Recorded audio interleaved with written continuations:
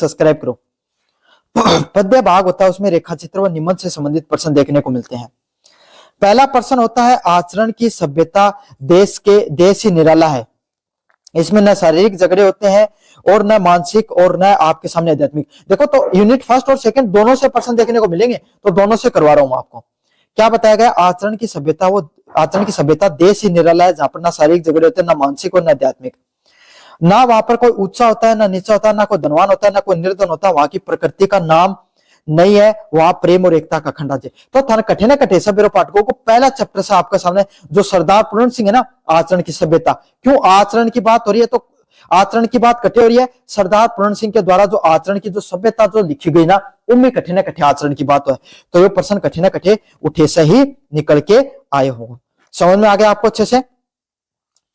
चलिए शुरू करते हैं भाई। आपके सामने प्रस्तुत गद्यांश हमारी पाठ्य पुस्तक में संकलित। देखो लिखण को जो तरीका है ना, वो रटनो है था।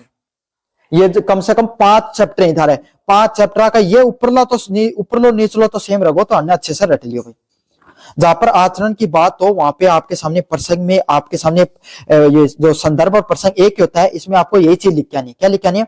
ये प्रस्तुत पद्यांश से इसमें हमारी पाठ्य पुस्तक में संकलित जो निबंध है आचरण की सभ्यता से लिया गया है। कहां से लिया गया भाई? आपकी जो आचरण की सभ्यता से क्या लिया गया है?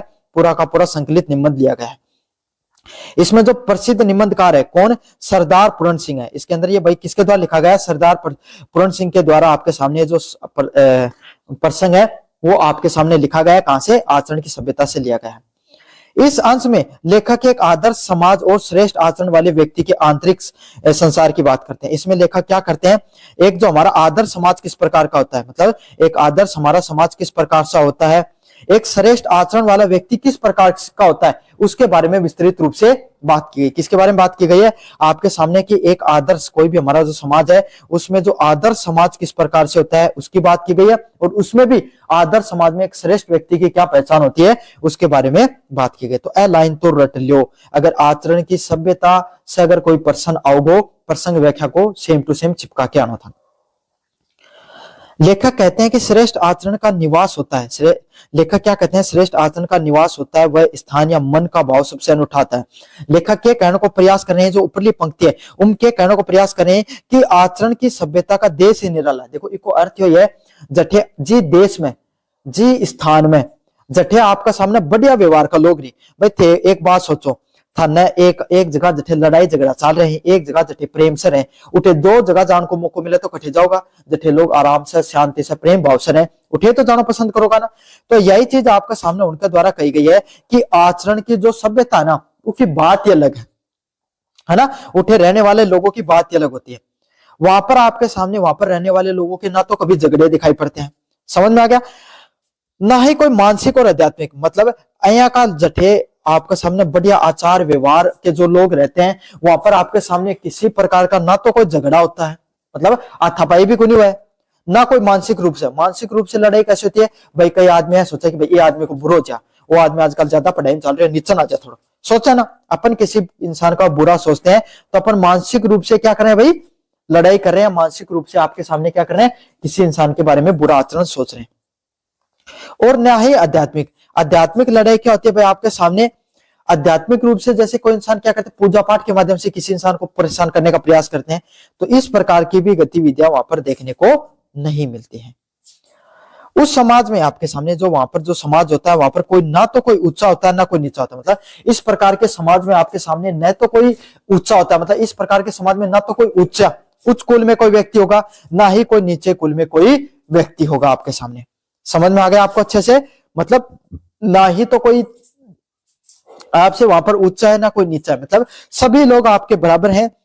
और जब आप जीवन में सभी लोगों को अपने बराबरी का हिस्सा देते हो तब उसका क्या फायदा होता है भाई? किसी भी प्रकार की लड़ाई नहीं होती है। कभी थारा बराबर आलाओ कभी लड़ाई हो कि कोई नहीं हुआ है कि तो नीचा आलाओ करोगा कि ऊपर आलाओ करोगा, बराबरी वालों से बहुत कम लड़ाई देखने को मिलती है। न वहां पर कोई धनवान होता है ना ही कोई निर्धन होता है। ऐसी जगह आपके सामने न तो कोई धनवान व्यक्ति देखने को मिलता है ना ही कोई गरीब या निर्धन व्यक्ति देखने को मिलता है। समझ में आ गया? तो ऐसी जगह पर आपके सामने ना तो कोई बहुत ज्यादा अमीर व्यक्ति होगा, क्या होगा? ना ही तो बहुत ज्यादा वहां पर अमीर व्यक्ति होगा, ना ही वहां पर कोई बहुत ज्यादा गरीब व्यक्ति देखने को मिलेगा। समझ में आ गई ना। तो उठे कोई बहुत ज्यादा धनवान व्यक्ति देखने मिलेगो, ना ही उठे कोई बहुत ज्यादा निर्धन व्यक्ति देखने मिलेगो। वहां प्रकृति का नाम नहीं, वहां पर प्रेम और अखंडता का राज्य होता है। तो ऐसी जगह पर आपके सामने क्या होता है, ना तो प्रकृति का नाम नहीं है, वहां पर सिर्फ प्रेम और एकता अखंडता है। मतलब प्रकृति क्या भाई आपके सामने वहां पर सिर्फ प्राकृतिक रूप से चीजें देखने को मिलेंगी। मतलब प्राकृतिक रूप से क्या है, जैसी प्रकृति हमें इंसान को बनाती है ना, प्रेम, सभी लोगों को प्रेम भाव से रहना चाहिए, एकजुट होकर रहना चाहिए, एकता के साथ रहना चाहिए, इस प्रकार की भावना वहां पर देखने को मिलेगी। तो इसका अर्थ है कि सभी लोग भाई आपके सामने प्रेम, एकता और अखंडता के साथ रहते हैं। समझ में आ गया आपको अच्छे से। विशेष की बात करें, कैसी भाषा का प्रयोग किया गया, तत्सम प्रधान भाषा का, ये मोस्ट इंपोर्टेंट है भाई। आपके सामने अगर पर्सन आए आचरण की सभ्यता से, तो आपको यही लिखकर आना है किस प्रकार की भाषा का प्रयोग किया गया है, तत्सम।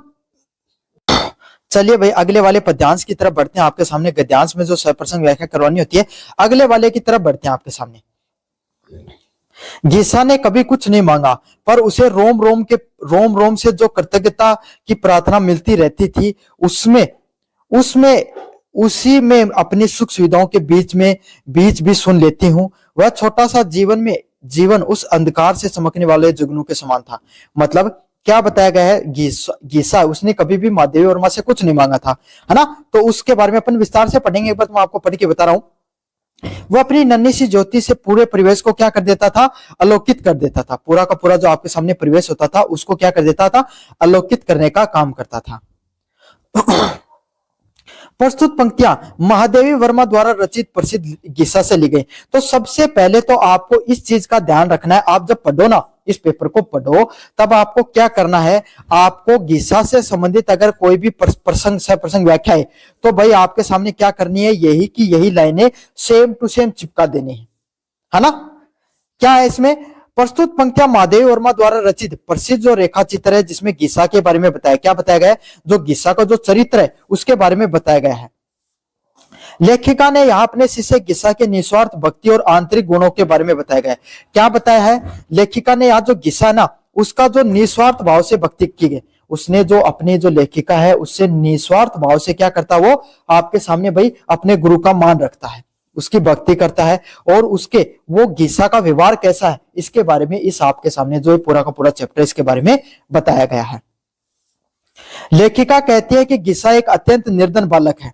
गीसा के बारे में क्या कहा गया है भैया आपके सामने, गीसा कैसा बालक है, एक आपके सामने एकदम निर्धन बालक है, लेकिन उसने कभी भी किसी वस्तु की इच्छा नहीं की। एकदम गरीब बालक था, लेकिन उसने कभी भी क्या की भाई, किसी भी चीज की इच्छा करने का काम नहीं किया। देखो उसमें लिखा गया है ये ऊपर की तरफ, मैं यहां से पढ़ाऊंगा तो अच्छा नहीं लगेगा, यहीं से पढ़ा देता हूं आपको, अच्छे से आता है मेरे को। गीसा ने कभी कुछ नहीं मांगा। जो गीसा है उसने आपके सामने कभी भी है महादेवी वर्मा से कोई भी एक वस्तु भी नहीं मांगी। समझ में आ गया। पर उसके रोम में जो कृतज्ञता थी, मतलब उसने महादेवी वर्मा से कुछ भी नहीं मांगा। अब अक्सर आज के समय क्या होता है, आप कोई चीज से कोई चीज लेना तभी आप कि आओ भगत करा, अगर पीछे डोला, है ना। लेकिन सिर्फ महादेवी वर्मा तो अपना काम कर रही थी, वो तो अन्य बच्चों को भी पढ़ाती थी, साथ के साथ गीसा को भी पढ़ा देती थी। लेकिन जो गीसा है उसका व्यवहार महादेवी वर्मा के प्रति कैसा था, बहुत ही शानदार था। वो उनके प्रति इतना ज्यादा उनके द्वारा जो उनको शिक्षा देती थी, उसके लिए वो बहुत ही ज्यादा उनका धन्यवाद करता था। कृतज्ञता का अर्थ समझते ना आप, कृतज्ञता की प्रार्थना निकलती रहती थी। मतलब वो रोम से आपके सामने क्या करता था, महादेवी वर्मा है आपके सामने, उसके प्रति क्या करता रहता था, उसके लिए धन्यवाद करता रहता था कि भाई ये आपके सामने लेखिका है, वो आपके सामने उनको पढ़ाती हैं। किसी भी व्यक्ति ने उनको पढ़ाने का काम नहीं दिया, किसी भी व्यक्ति ने जो गीसा उसको इतना सम्मान नहीं दिया, किसी भी व्यक्ति वो गरीब घर से आता तो उसको वैसे इतना सम्मान नहीं मिला, उतनी आपके सामने भावनाएं नहीं मिली है। तो उसके लिए वो क्या हर पल आपके सामने महादेवी वर्मा के से भावनात्मक रूप से क्या करता रहता है, धन्यवाद करता रहता है। उसे मैं अपनी सुख सुविधाओं के बीच में भी सुन लेती हूँ। महादेवी वर्मा है, उसके जीवन में हर प्रकार की सुख सुविधाएं हैं। भाई अच्छे घर से आती हैं, महादेवी वर्मा तो आपके सामने भाई एक प्रसिद्ध लेखिका थी, उनके जीवन में हर वो वस्तु थी, सुख सुविधाएं थी। लेकिन और वहीं गीसा क्या है, उसके पास किसी भी प्रकार की कोई सुख सुविधाएं नहीं हुआ करती थी। अनेक प्रकार की आपके सामने जो सुख सुविधाओं के बीच में भी आपके सामने क्या कर लेती है, वो गीसा है, उसके जीवन में उसकी जो सुख सुविधाओं से इंसान को सुख मिलता है, लेकिन उस सुख के बीच में भी आपके सामने गीसा के जो पढ़ाया था उन्होंने, महादेवी वर्मा ने, उसकी जो भावनाएं थी महादेवी वर्मा के प्रति उनको वो महसूस कर सकती हैं और आज भी समझ सकती हैं। वह छोटा सा जीवन उस अंधकार में चमकने वाले जुगनों के समान था। मतलब जितने दिन महादेवी वर्मा ने आपके सामने जो गीसा को पढ़ाया, जितने दिन आपके सामने महादेवी वर्मा ने गीसा को पढ़ाया, वो आपके सामने एक छोटा सा जीवन, एक छोटा सा पल आपके सामने, जो महादेवी वर्मा का आपका जो अंधकार में जीवन आपके सामने, भाई अंधकार में जीवन का था। ये क्या क्या गया इस चीज को, इस शब्द को देखो, हिंदी के लेखकों का यही महानता है, आप कोई भी शब्द को कितना बड़ा दिखा सकते हो। तो गीसा की भावनाओं को, गीसा के समय, जो समय काल है जिसमें महादेवी वर्मा ने क्या किया है, गीसा को पढ़ाया, उस समय काल को बेहतर दिखाने के लिए महादेवी वर्मा देखो किस तरीके से समय को क्या किया है, दिखाने का प्रयास किया है। अपने जीवन को अंधकार बताया है और वो समय को क्या बताया, जुगनू के समान बताया है ना। समझ लो तो इस कैसे दिखाया गया भाई, ये सब क्या कर रहे हैं, जो आपके सामने उस समय की जो गीसा के साथ बताया गया समय होता है, उसको क्या बढ़ा चढ़ाकर दिखाया गया है। उस जो अंधकार में समय है, वो आपके सामने जो गीसा के लिए, जो गीसा के साथ बिताया गया समय है महादेवी वर्मा का, वो उनके जीवन में जो अंधकार में जीवन में एक जुगनू के समान एक प्रकाश के रूप में दिखाई देता। मतलब भावनात्मक रूप से एक बहुत ही ज्यादा सुख की अनुभूति देने वाला समय है, बहुत बढ़िया समय है। मतलब सीधी बात यही है, जो अपनी नन्ही सी ज्योति से पूरे परिवेश को आलोकित कर रहा है। मतलब जो आपके सामने क्या कर रहा है, जो गीसा है उसके द्वारा जो नन्ही सी ज्योति, मतलब छोटी सी जो दीपक की ज्योति होती है ना, एक पूरा का पूरा कमरा होता है, उस कमरे के अंदर अगर आप अंधेरे में अगर दीपक जला देते हो, आजकल तो अपन क्या जलाते हैं भाई, लेकिन मान लो पहले के समय लाइट नहीं हुआ करती थी, या समझ लो कभी बारिश के मौसम में आपके गांव में लाइट आई नहीं, तो आपने कोई दीपक या आपके सामने जो मोमबत्ती को जला दिया, तो उससे क्या होता है, पूरा का पूरा जो आंगन है या पूरा का पूरा घर क्या हो जाता है, रोशनी में हो जाता है। उसी तरीके से आपके सामने जो गीसा है, उसने आपके सामने उसकी जो कृतज्ञता है, उसका व्यवहार है, उसका आचरण है, उसने क्या किया, जो महादेवी वर्मा है उसके जीवन के अंदर आपके सामने क्या किया गया भाई, उस ज्योति की तरह काम किया गया है, जो उसके जीवन को क्या कर रहा है, प्रकाश में कर रहा है। मुझे उम्मीद आपको अच्छे से समझ में आएगा। मतलब सीधी सीधी बात है कि गीसा के जीवन में अनेक संघर्ष थे, लेकिन उसका व्यवहार आचरण इतना अच्छा था कि महादेवी वर्मा को उसका आचरण क्या लगा भाई, बहुत सबसे ज्यादा अच्छा और बेहतर लगा। विशेष की बात करें, जुगनू के माध्यम से सुंदर उपमा अलंकार का प्रयोग किया गया है। जुगनू के माध्यम से क्या किया गया भाई, कोई भी जो चीजें होती है उनको बहुत ही सुंदर उपमा करके, उपमा अलंकार करके प्रयोग किया गया, मतलब कंपैरिजन करने का प्रयास किया गया ना, तो वही इसमें बताया गया। जुगनू के माध्यम से जो आपके सामने सुंदर उपमा अलंकार का प्रयोग किया गया, किसका प्रयोग किया गया, सुंदर उपमा अलंकार का प्रयोग किया गया। भाषा अत्यंत भावक है, भावनापूर्ण है। कैसी भावना है भाई, आपके सामने अत्यंत भावनाओं से भरी हुई और प्रभावशाली भाषा दिखाई पड़ती है। इसके अंदर कैसी भाषा दिखाई पड़ती है, अत्यंत आपके सामने भावनाओं से भरी हुई और भावना जो रहस्यमय भाषा आपके सामने दिखाई पड़ती है। किसके द्वारा, महादेवी वर्मा के द्वारा गीसा के प्रति जो ये कहानी लिखी गई है इसके अंदर। समझ में आ गई। तो पहली यूनिट में आपके सामने जो इंपॉर्टेंट दो चैप्टर हैं, इससे मैंने प्रसंग आपको करवा दिए हैं। अब अगले वाले में बात करेंगे पद्य में, जो यूनिट सेकंड के जो प्रसंग व्याख्या के प्रश्न है उससे संबंधित देखेंगे। रहीमन और मैथिली गुप्त से संबंधित प्रश्न है। पहला है रहीमन से पढ़ेंगे अपन। कही रहीमन संपत्ति संगे बनत बहुत बहुरीत, विपत्ति कसौटी से जैसे तई साचे मीत। तो रहीमन के दोहे हैं भाई आपके सामने। रहीमन भी आपके सामने कबीरदास के साथ साथ चलने वाले उन प्रमुख साहित्यकारों में से थे, जिन्होंने भारतीय साहित्य को अपने जो सामाजिक दृष्टिकोण से, समाज के देखने के नजरिए से, उन्होंने समाज को क्या किया भाई, आपके सामने एक अलग प्रकार की विचारधारा प्रदान करने का काम किया है। तो अपन पढ़ेंगे इस चीज के बारे में। प्रस्तुत दोहा हमारी पाठ्य पुस्तक के रहीम ग्रंथावली से लिया गया है। क्या किया गया आपके सामने, जो ये दोहा है आपके सामने, ये कहां से लिया गया है, जो रहीम ग्रंथावली है। कौन सी ग्रंथावली है भाई, रहीम ग्रंथावली है, जिसमें रहीमन दास के द्वारा लिखे गए जितने भी दोहे हैं ना, सब के सब दोहे आपके सामने उसके अंदर अलंकृत किए गए। मतलब जाते कोई भी साहित्य लिखो, अरबों सारों को सारों लिखो, कोई साहित्य इकट्ठे कर लियो, कोई किताब के अंदर लिख दियो जा, उनके कला भाई आपके सामने ग्रंथावली के नाम से जाना जाए। और रहीमन दास के जितने भी जो साहित्य काम किया गया था वो कहां पर रखा गया था भाई, उनकी रहीम ग्रंथावली बना दी। क्या बना दी, एक रहीम ग्रंथावली बना दी, जिसके अंदर उनके द्वारा जितना भी काम किया गया था उस सारे काम को उसी के अंदर डाल दिया गया। समझ में आ गया अच्छे से। इस दोहे में रहीमन दास ने सच्चे मित्र की पहचान बताई है। इस दोहे में क्या बताया भाई रहीमन दास ने आपके सामने? एक सच्चा मित्र कौन होता है, एक सच्चा मित्र कौन होता है उसकी पहचान के रूप में आपको बताया गया। आपके सामने एक सच्चा मित्र कौन होता है उसकी पूरी पूरी पहचान बताई गई है। तो ये जो लाइनें होती है ना रहीमन दास से संबंधित, अगर कोई भी प्रश्न देखने को मिले आपके सामने, ये दोनों की दोनों सह प्रसंग व्याख्याएं, ये जो सह प्रसंग होता है उसको रट कर रखना है और सेम टू सेम चिपका कराना है। क्या रटना है, क्या समझना है, सबका सब बताता हूं आपको किस तरीके से तैयारी करके जानी होती है। अब आपके सामने अगले वाले जो हर एक पॉइंट को पढ़े। कहीं रहीमन संपत्ति संज्ञा, मतलब कई रहीमन संपत्ति संज्ञा क्या होते हैं? रहीमन दास ये बात कहना चाहते हैं, क्या बात कहना चाहते हैं? जब संपत्ति संज्ञा, जब कोई भी व्यक्ति के इंसान पैसा आता है, धन संपत्ति आता है, तो क्या हो जाता है आपके सामने? बनत बहुत बहुत रीत, मतलब क्या हो जाता है आपके सामने? बहुत सारे लोग उसके दोस्त बन जाते हैं। थे भी कदे देखो कोई आदमी एक बार स्कॉर्पियो, कोई थारम कोई स्कॉर्पियो लिया, डोलतो को पीछा आज 5-10 भाईजी करता रहे, खास करके स्कूल कॉलेज में ज्यादा रहे। माली उम्र में तो क्या रहे, मैं तो कदे काम करेगा नहीं, लेकिन थारम अभी जो नन्ना बालक है 16 से 20 साल का बीच में जो सरकारी कॉलेज में घूमो और कोई सो कॉल्ड नेता घूमे हैं थारा आस पास है, उनके पीछे भाईजी करता 5-5 10-10 लोग घूमे हैं, है ना? क्यों? क्योंकि भाईजी अपना क्या कर देगा, घुमा देगा, गाड़ी घुमा देगा, कोई चीज खुआ देगा, है ना, इन्हें बिना खुआ देगा, लेकिन कदे न कदे वो भाईजी थान बिल्ले आपके सामने क्या कर देगो जो नुकसान भी पहुंचा सके। तो यही बात रहीमन दास के द्वारा भी कही गई है कि रहीमन दास आपके सामने जो संपत्ति है, यही कहना चाहते हैं जब इंसान के पास संपत्ति आती है तो क्या होता है आपके सामने? उसके पास संपत्ति आने के साथ साथ व्यक्ति होता है, उसके पास अनेकों अनेक दोस्त बनते हैं। उसके क्या होते हैं? बहुत सारे दोस्त उसके धीरे धीरे बनने, बहुत सारे लोग उसके दोस्त बन जाते हैं। विपत्ति कसौटी से जैसे तय साचे मीत, मतलब आपके सामने लेकिन इसी बीच में आपके सामने सच्चा मित्र कौन होता है भाई? आपके सामने जो विपत्ति में कसौटी कसे, मतलब जो इंसान आपके सामने विपत्ति या मुश्किल समय में जो व्यक्ति आपका साथ देता है, उसी समय में आपके सामने क्या पता चलता है भाई? आपके सामने कौन आपका सुख में साथ देने वाला है, कौन आपका दुख में साथ देने वाला है, आपको तभी पता चलता है। मतलब जो विपत्ति की कसौटी, मुश्किल समय की कसौटी में जो व्यक्ति आपका जीवन में साथ दे सकता है, विपत्ति की कसौटी में ही कोई व्यक्ति आपका दोस्त है या आपका दुश्मन है उसके बारे में पता चलता है।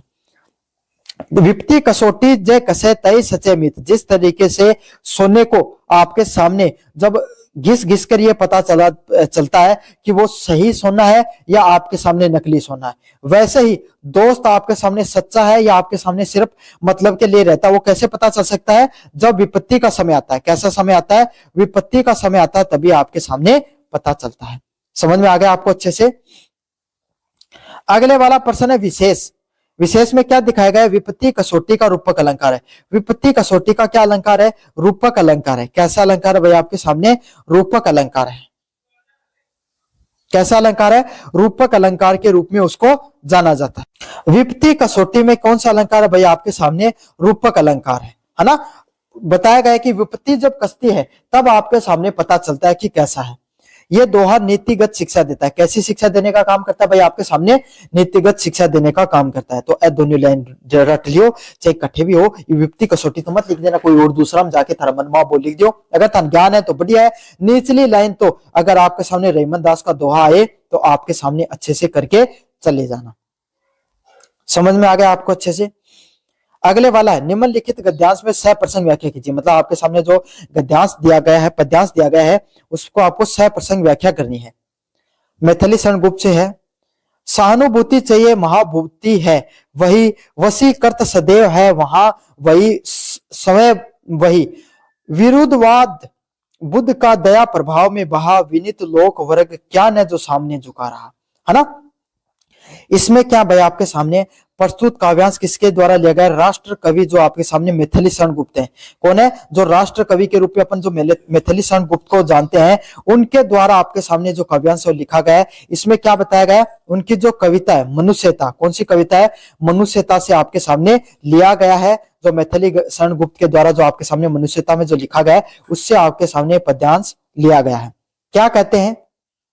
कवि यहाँ पर कवि ने यहाँ सहानुभूति और दया को मनुष्य का सबसे बड़ा गुण बताया। क्या बताया गया? कोई भी व्यक्ति होता है उसके जीवन में जो सहानुभूति होती है, क्या होती है? सहानुभूति और जो दया होती है वही सबसे बड़ा गुण होता है। मतलब कोई भी आदमी को जीव है ना। अब थारे खेत में घुस गो के तो लाठी मार को कहते हैं, निकाल को बाहर बिना मतलब परेशान करें। तो यही है, अगर जो सहानुभूति वाला व्यक्ति होगा ना वो ऐसे सोचेगा कोई बात को नहीं, खागो तो खागो, जाने दो, ऐसे होता ना। तो यही होता है, कोई भी व्यक्ति के जीवन में सहानुभूति होती है ना और दया होती है, वही सबसे बड़ा उस व्यक्ति का गुण होता है। समझ में आ गया? इसमें क्या लिखा गया? सहानुभूति चाहिए, महाभूति चाहिए। कवि कहते हैं आपके सामने, कवि ने कहा कि मनुष्य के भीतर दूसरों के प्रति सहानुभूति होनी चाहिए। कहां पर क्या कहा गया है? इसमें सहानुभूति चाहिए, महाभूति है वही। देखो सहानुभूति चाहिए, महाभूति क्या होती है? जो आपके सामने देखो बबूत होते हैं ना, बबूत होते हैं जो आपके सामने जो ओम यज्ञ और होम किया जाता है, उसमें जो आपके सामने जो राख वगैरह निकलती है, राख नहीं उसको अपन भगूती बोलते हैं, बबूत बोलते हैं, तो उसी के रूप में बताया गया। सहानुभूति होती है वो कोई भी जीवन में, कोई मनुष्य के जीवन में कैसी होती है? महाभूति के रूप में होती है। कहां होती है? महाविभूति के रूप में होती है। सबसे बड़ा गुण है मनुष्य के जीवन में क्या होती है भाई? दूसरों के प्रति सुख दुख में साथ देने की जो भावना होती है वही सबसे बड़ी चीज होती है। वंशी कर्त सदैव बनी रही स्वयं। इसमें क्या कहा गया है? जिसके अंदर आपके सामने दया होता है वही आपके सामने क्या कर सकता है? वशीकृत कर सकता है। वशीकृत क्या कर सकता है? मतलब जो दुनिया के अंदर आपके पास किसी व्यक्ति के अंदर दूसरों के प्रति दया भाव रखने का भावना होती है, कोई भी व्यक्ति के अंदर दूसरों के प्रति दया भाव रखने का भाव होता है, तो वो इंसान क्या कर सकता है? इस दुनिया में किसी भी व्यक्ति को क्या कर सकता है? वशीकृत कर सकता है। क्या कर सकता है? किसी भी व्यक्ति को अपने वश में कर सकता है, वशीकृत कर सकता है। विरुद्धवाद बुद्ध का दया प्रभाव में बया। मतलब जो विरुद्धवाद है, विरुद्ध की भावना है, मतलब उदाहरण के लिए अगर महात्मा बुद्ध ने जब दया का मार्ग अपनाया तो उस समय उनका सारा विरोध उनके करुणा व दया भाव में बह गया। इसमें क्या कहा गया कि जो लोग आपके सामने विरोध करते थे महात्मा बुद्ध का, है ना, वो करने वाले तो भाई आपके सामने हमेशा ही विरोध करते रहे, लेकिन वो कैसे किस में बह गया? आपके सामने दया भाव में बह गया। कैसे बह गया? आपके सामने जो दया भाव होता है उस दया भाव के अंदर उनका सारा का सारा जो करुणा का भाव है वो आपके सामने बह गया। जब उन्होंने अपनी विनम्रता और दया से क्या कर लिया? सारे संसार उसको नतमस्तक हो गया और अंत में उन्होंने दया और करुणा ही उनकी मानवता की पहचान बनी। क्या बनी? जो दया और करुणता है वही उनकी सबसे बड़ी पहचान, उनके सबसे बड़े हथियार के रूप में बनकर सामने आई। बुद्ध के उदाहरण देकर इस बात को प्रभावशाली बनाया गया है। जो महात्मा बुद्ध है उनका उदाहरण देकर आपके सामने ये जो बात है आपके सामने जो मैथिली शरण गुप्त है उसको क्या किया गया भाई? प्रभावशाली बनाने का प्रयास किया गया। मोस्ट इंपोर्टेंट है भाई ये पर्सन देखने को मिल सकता है और आएगा भी। और भाषा कैसी? शुद्ध और खड़ी बोली की जो हिंदी भाषा उसका प्रयोग किया गया है इसके अंदर। चलिए अगले वाले लास्ट नंबर पर्सन की तरफ बढ़ते हैं। वे आते हैं खेतों से उठकर, सने हुए धूल मिट्टी में, वे ही सच्चे भाग्यवान हैं जो रहते हैं अपनी कुटिया में। हम राज्य के लिए मरते हैं पर वे स्वयं राज्य करते हैं।